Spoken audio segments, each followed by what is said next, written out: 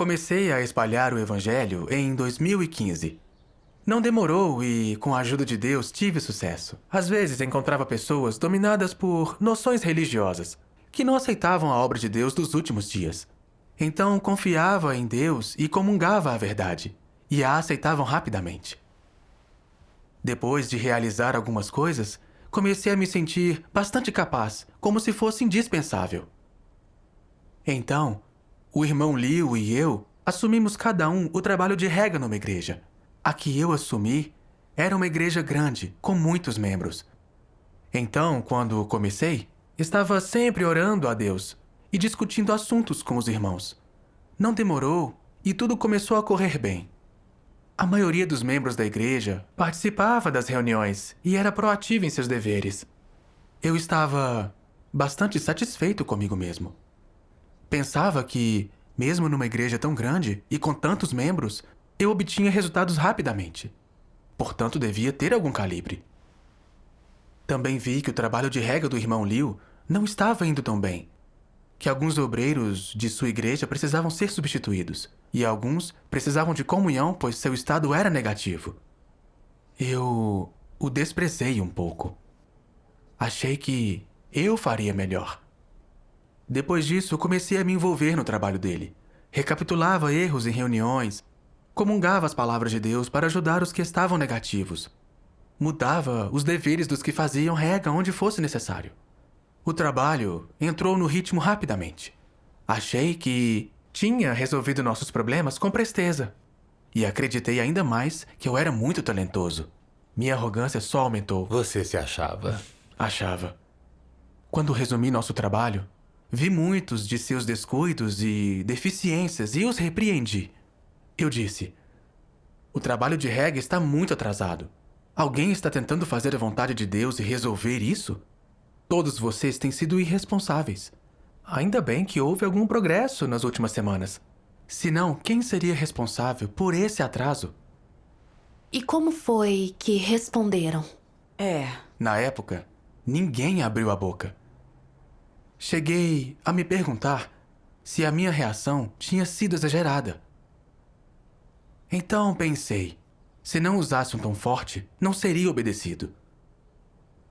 Eu os menosprezei bastante e lidei com eles por seus erros, mandando que me obedecessem. Com o tempo, percebi que se distanciavam de mim e mal conversavam comigo sobre outra coisa, senão trabalho. Às vezes, eles conversavam e riam juntos. Mas, assim que eu aparecia, eles se dispersavam, como se tivessem medo de mim. E, já que tinham medo de errar e ser criticados, eles sempre aguardavam a minha decisão. Eles se sentiam constrangidos. Sim. Eu me senti desconfortável quando vi a situação.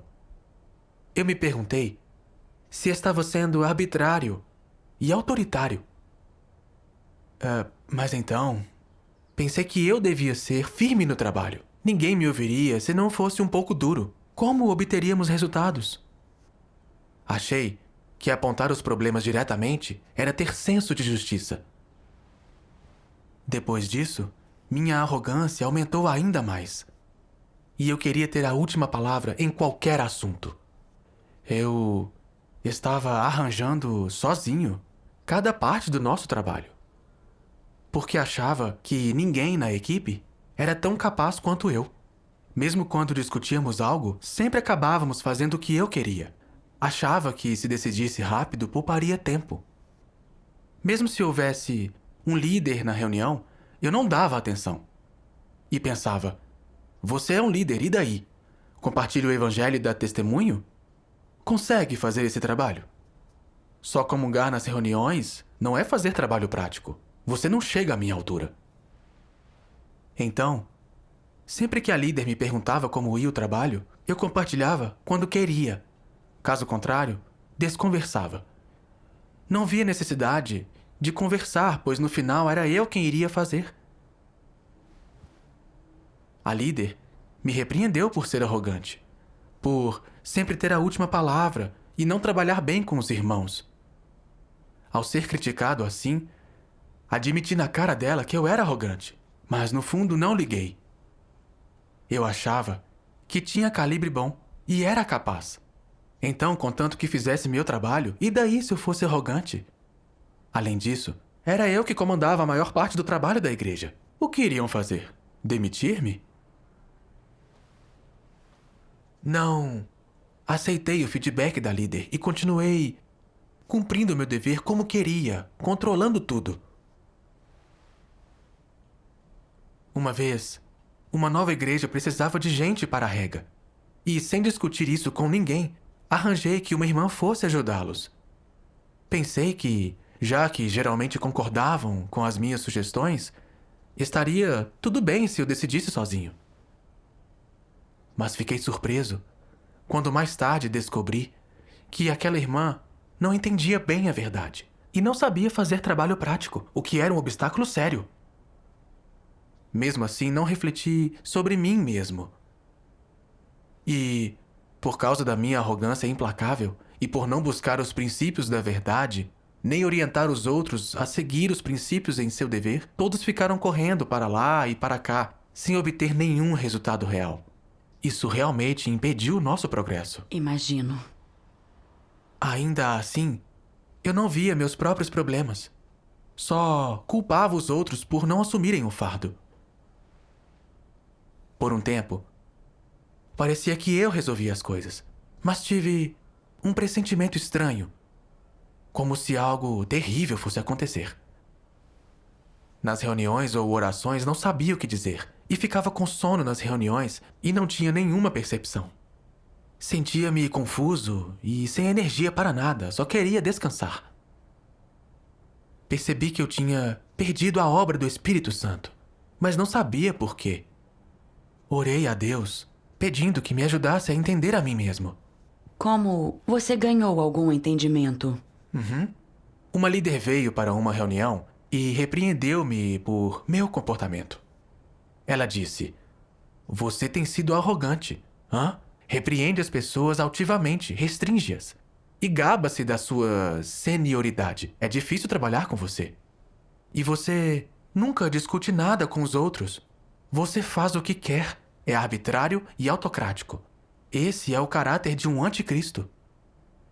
Devido à sua conduta, decidimos demitir você."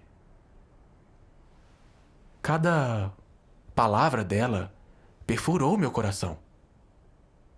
Pensei em como eu tinha agido. Nunca discutia com ninguém. Seguia meu próprio caminho. E era um ditador.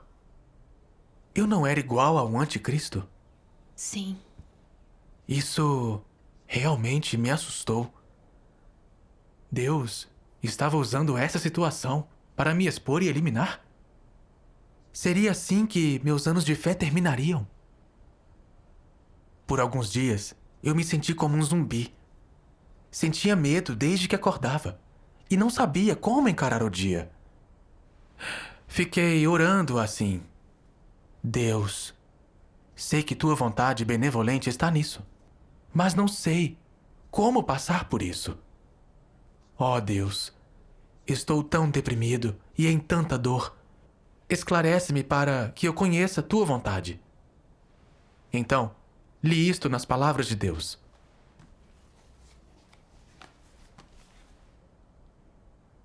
Deus não se preocupa com o que lhe acontece a cada dia, com quanto trabalho você faz, com quanto esforço faz. O que ele olha é sua atitude em relação a essas coisas. E a que se relacionam essa atitude e seu jeito de fazer as coisas? A se você busca ou não a verdade, e também a sua entrada na vida. Deus olha para a sua entrada na vida, para a senda que você trilha. Se você trilhar a senda de buscar a verdade e tiver entrada na vida, você será capaz de cooperar em harmonia com outros ao cumprir os seus deveres, e cumprirá facilmente seus deveres de modo qualificado. Mas, se ao cumprir seu dever, você sempre ressalta seu capital, seu conhecimento e experiência profissional, e está atento à vontade de Deus e busca a verdade mais que os outros, se acha que deve ter a última palavra, não discute as coisas com os outros e é sempre sua própria lei, sua própria operação, querendo ser especial, Você trilha a senda da entrada na vida? Não, isso é a busca de status. É trilhar a senda de Paulo. Não é a senda de entrada na vida. Havia alguém que era talentoso em evangelizar. Ele sofreu muito ao fazê-lo. Até foi preso por muitos anos. Ele continuou após sair, convertendo centenas de pessoas. Algumas eram talentos reais e outras escolhidas como líderes ou obreiros. Então, ele se achava digno de elogios e usava isso como capital para se gabar, exibindo-se e testificando de si mesmo. Fiquei 8 anos na prisão e dei firme testemunho. Converti muitas pessoas e algumas são líderes ou obreiros. Na casa de Deus, mereço crédito. Eu contribuí. Onde quer que evangelizasse, ele se gabava diante de líderes e obreiros locais. Ele também dizia: vocês devem ouvir o que eu digo. Até mesmo seus líderes seniores são educados quando falam comigo. A quem não for, ensinarei uma lição. Esse sujeito é um valentão, não é? É sim. Sim.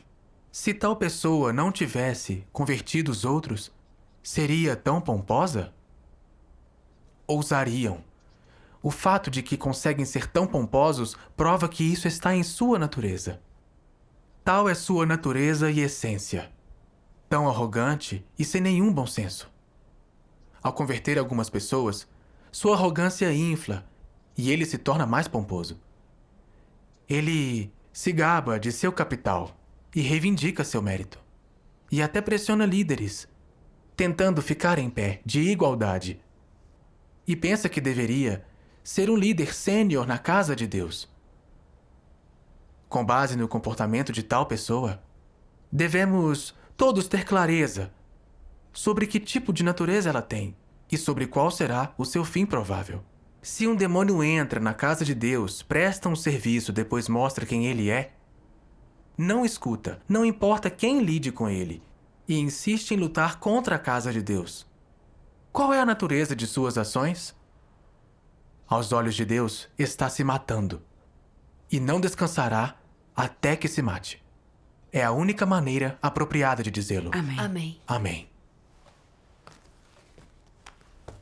Essa leitura infundiu medo no meu coração. Senti que Deus estava me expondo face a face, revelando meu estado e os segredos que eu nunca tinha contado a ninguém. Tinha me dado bem nesses anos de evangelização. Por isso achava que tinha feito uma contribuição enorme, que eu era indispensável. Achava ter um lugar de honra na igreja, que eu era um pilar. Tinha isso como capital, desprezando a todos. Também gostava de repreender, o que constrangia os irmãos. Eu não era cooperativo no meu dever, era autocrático e fazia o que queria, atrasando muito o trabalho da igreja. Até mesmo quando a líder lidou comigo, eu não liguei. Até exibi minhas qualificações. Achava que ela não era melhor que eu e não queria aceitar nenhuma ajuda. Eu queria decidir tudo por conta própria. Eu dava uma bronca nos irmãos quando não me ouviam e ameaçava demiti-los se não cumprissem bem o dever. Isso os deixou obcecados com a realização de tarefas e com medo de perder seu dever se errassem. E eles viviam em dor. Como isso era cumprir um dever? Não era cometer o mal, resistir a Deus? Isso realmente me assustou. Nunca achei que cometeria tanto mal, que feriria e restringiria os meus irmãos, que impediria nosso trabalho nessa medida. Estava lutando contra Deus, mas achava que estava cumprindo o meu dever. Estava sendo irracional. Vi nas palavras de Deus que agir desse jeito é matar a si mesmo.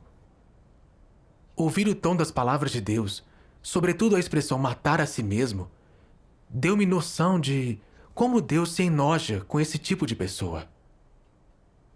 Era de partir o coração, como se Deus tivesse me condenado à morte. Achava que era capaz de sacrificar tudo por meu dever, que sempre teria sucesso nele, de modo que Deus me aprovaria, e que um pouco de arrogância não importava.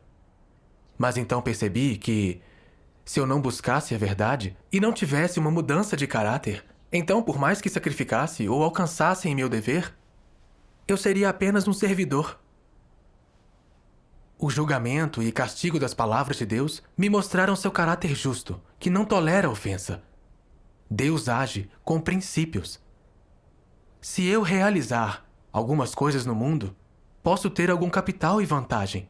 Mas na casa de Deus, a verdade e a justiça imperam. Usar capital e vantagem é matar a si mesmo e ofende o caráter dele. Correto. Sim. Mais tarde, eu me perguntei por que achava ter tanta vantagem após alcançar algumas coisas no meu dever? E por que comecei a ser tão ditatorial? Que tipo de natureza me controlava? Li algo nas palavras de Deus. Vamos assistir a um vídeo. Ok.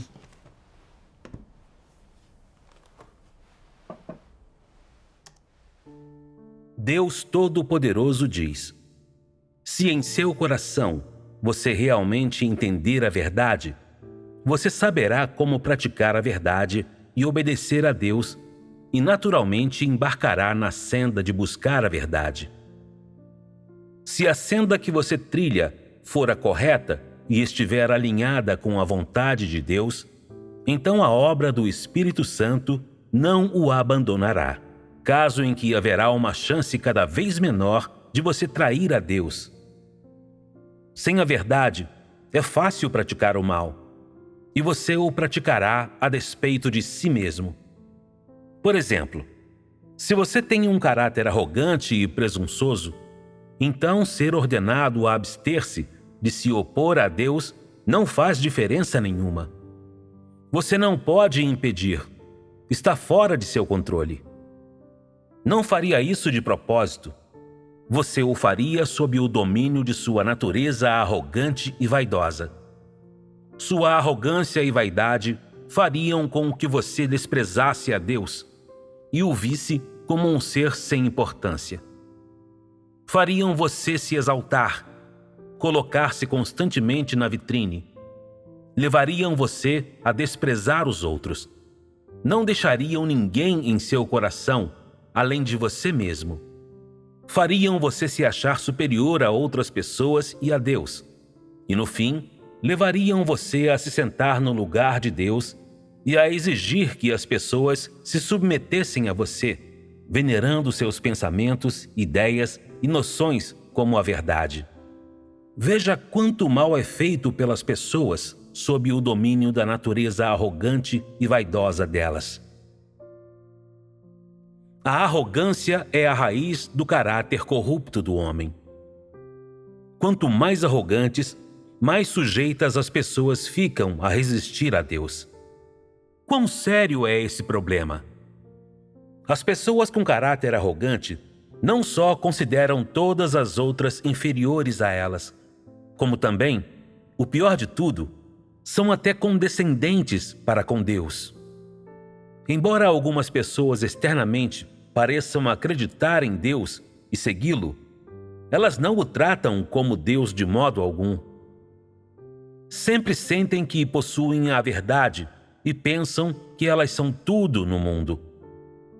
Essa é a essência e a raiz do caráter arrogante, e ele vem de Satanás. Portanto, o problema da arrogância precisa ser resolvido. Sentir que um é melhor que os outros, esse é um caso trivial. A questão crítica é que o caráter arrogante de uma pessoa a impede de se submeter a Deus, seu governo e seus arranjos. Tal pessoa se sente sempre inclinada a competir com Deus pelo poder sobre os outros.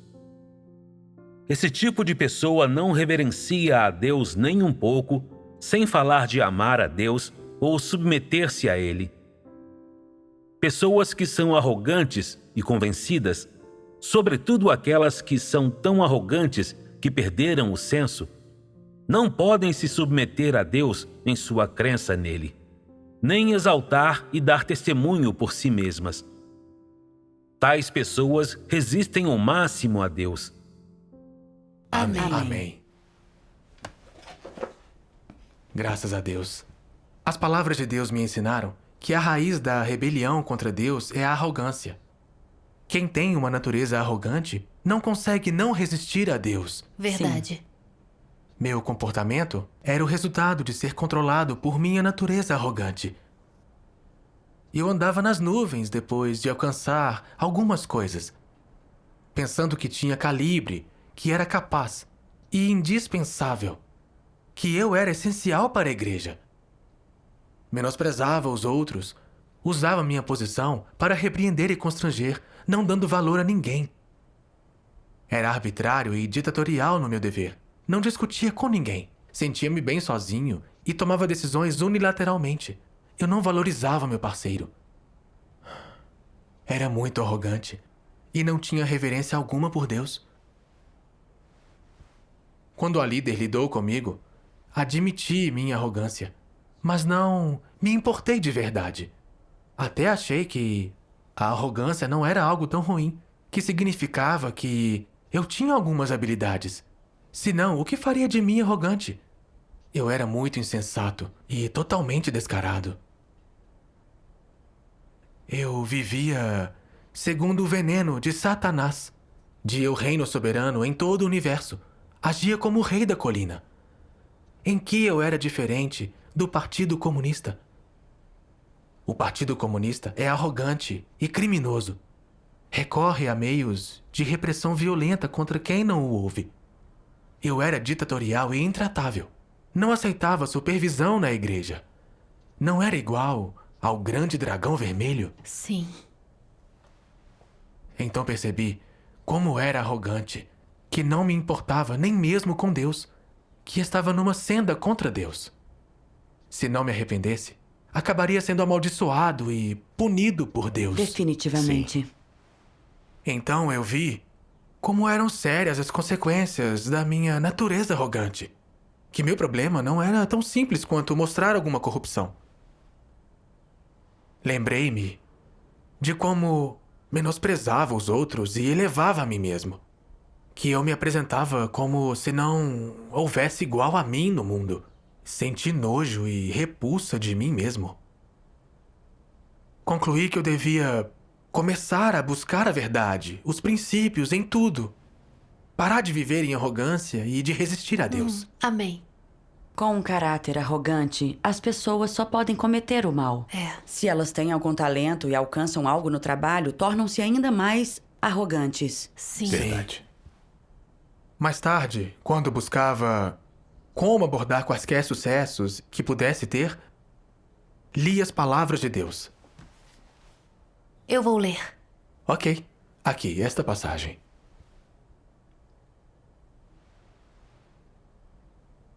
Durante o cumprimento do seu dever, podem sentir a direção de Deus e o esclarecimento do Espírito Santo?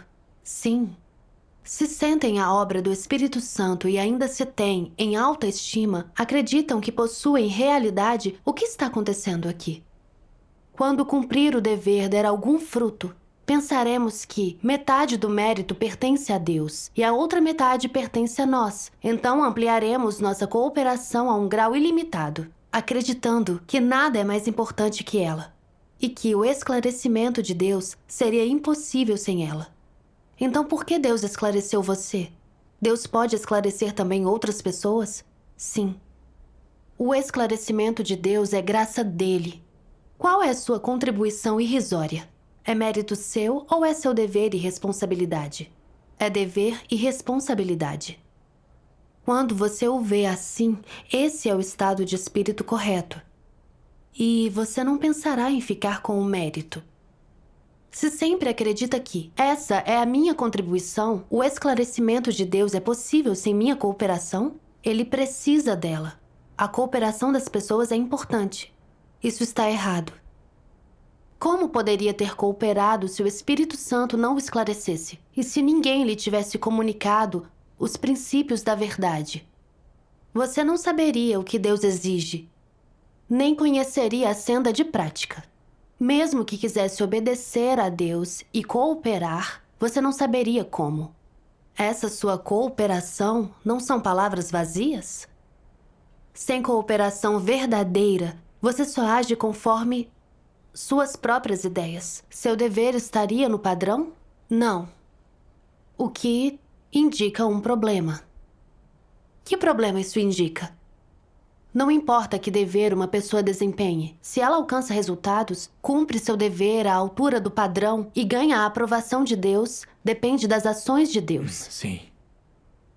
Mesmo que cumpra suas responsabilidades, mas Deus não operar, se Deus não o esclarecer e guiar, então você não conhecerá sua senda, nem sua direção, nem seus objetivos. O que afinal resulta disso? Seria desperdício de esforço e você não ganharia nada. Verdade. Assim, fazer seu dever suficientemente bem e permanecer firme na casa de Deus, fornecendo edificação para os irmãos e ganhando a aprovação de Deus, depende totalmente de Deus. As pessoas só podem fazer o que são capazes, o que devem fazer, e o que está dentro de suas capacidades inerentes, nada mais. Portanto, no final das contas, cumprir bem seu dever depende da orientação das palavras de Deus e do esclarecimento do Espírito Santo, para que você possa entender a senda, os princípios, a direção e os objetivos que Deus lhe deu. Essas são a graça e as bênçãos de Deus. E se as pessoas não conseguem ver isso, elas são cegas. Amém. Amém. Graças a Deus. As palavras de Deus me mostraram que o sucesso em meu dever se devia à graça de Deus e ao esclarecimento do Espírito Santo. E também à comunhão de Deus sobre a verdade e os princípios, não o meu bom calibre ou a minha capacidade. Sem a orientação das palavras de Deus ou o esclarecimento do Espírito Santo, não importava meu calibre. Eu nunca alcançaria nada. Sim. Sim. E esse trabalho que fazia era cumprir meu dever como ser criado. É minha responsabilidade. Sim. Sim. Qualquer que seja o dever, é o que um ser criado deve fazer. O que realizamos não é nosso capital, nem contribuição pessoal. No entanto, eu não conhecia meu valor. Achava que algumas conquistas significavam que eu era bom no que fazia e que podia usar isso como vantagem. Estava orgulhoso e tentava roubar a glória de Deus. Eu era tão arrogante e insensato. Sim. Tudo que alcançamos em nosso dever provém do esclarecimento do Espírito Santo e das palavras de Deus. Não podemos fazer nada por conta própria. Com Sim. certeza. Isso é verdade. Eu não só não consegui fazer nada quando trabalhava com arrogância, mas também atrasei nosso trabalho. Como quando coloquei a pessoa errada numa posição de rega, o que impediu que muitos irmãos recebessem o apoio que precisavam. Isso interrompeu o trabalho. E eu não buscava os princípios da verdade, nem conduzia os outros a seguir princípios no seu dever. Não cumpríamos nosso dever e isso atrasou o progresso do nosso trabalho. Mas eu não refletia sobre nada disso. Eu me parabenizava e me tornava mais arrogante, como se eu fosse indispensável na igreja. Mas se Deus podia me esclarecer, podia esclarecer outros. E o trabalho da igreja continuaria igual após minha demissão. Pensei ser indispensável para a igreja, porque eu era prepotente. Sim. Lembrei-me de Paulo na Era da Graça. Ele achava que tinha capital por seu trabalho. Por isso não deu valor aos outros. Dizia que não era menor do que os outros discípulos. E desprezou Pedro e o degradou, com frequência. No fim, tentou usar seu trabalho para pedir uma coroa a Deus. Por arrogância, perdeu a razão. Sim. Eu vi que era igual a Paulo, que estava na mesma senda. Sem o julgamento e castigo rígido de Deus, ainda ignoraria meus problemas, achando-me o maior. Quando vi tudo isso, eu me odiei muito. Eu quis confessar e me arrepender a Deus. Graças a Deus. Então li isto nas palavras de Deus.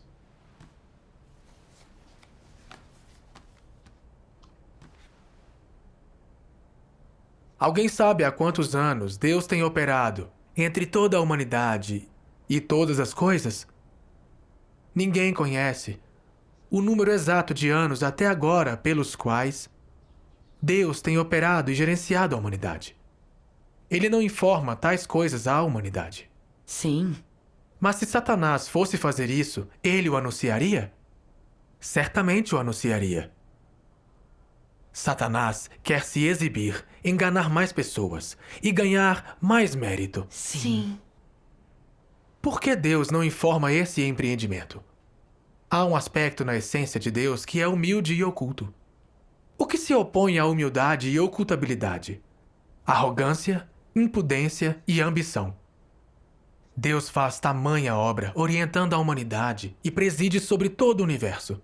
Seu poder e autoridade são tão vastos. Mas ele nunca disse, minha habilidade é extraordinária. Ele permanece oculto entre todas as coisas, presidindo sobre tudo, nutrindo e provendo para a humanidade, permitindo que toda a humanidade continue geração após geração. Veja, por exemplo, o ar e a luz do sol, ou todas as coisas materiais visíveis que o homem precisa para existir. Todas elas jorram sem cessar. Não há dúvida de que Deus provê para o homem. Sim. Então, se Satanás fizesse algo bom, ficaria em silêncio e seria um herói anônimo? Jamais. É como alguns anticristos na igreja que fizeram um trabalho perigoso, ou um trabalho que prejudicou seus próprios interesses, que até foram para a prisão. E há aqueles que contribuíram para algum trabalho da casa de Deus. Eles nunca se esquecem dessas coisas. Pensam merecer crédito vitalício, que isso é capital vitalício. O que mostra como as pessoas são pequenas. As pessoas são pequenas e Satanás é descarado. Certo. Deus ama a humanidade, cuida dela e se preocupa com ela, bem como provê constante e incessantemente à humanidade. Ele nunca acha em seu coração que isso é obra adicional, ou algo que merece muito crédito. E não acha que salvar a humanidade, suprindo-lhe e concedendo-lhe tudo, é fazer a ela uma enorme contribuição. Ele simplesmente provê à humanidade, calma e discretamente, num modo próprio, e através de sua essência e do que ele tem e é. Não importa quanto sustento e ajuda o homem receba dele, Deus nunca pensa nisso nem tenta levar crédito. Isso é determinado pela essência dele, e é uma expressão verdadeira de seu caráter. Amém. Amém. Amém.